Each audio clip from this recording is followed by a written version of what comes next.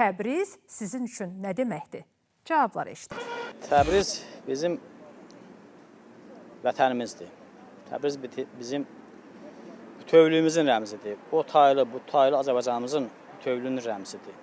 Təbriz Azərbaycanın qədim paytaxt şəhərlərindən biri olub. Bütöv Azərbaycan ideyası gerçəkləşsin və Təbriz öz müstəqilliyini bərpa eləsin.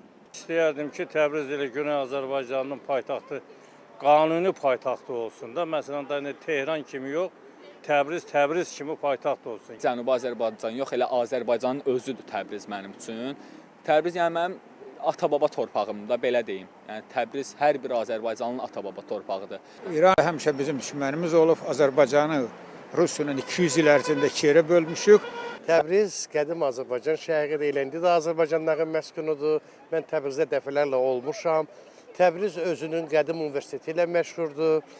Təbrizdə biz həmişə qonaqpərvərlik görmüşük. O bizim tarixi yaddaşımızdır.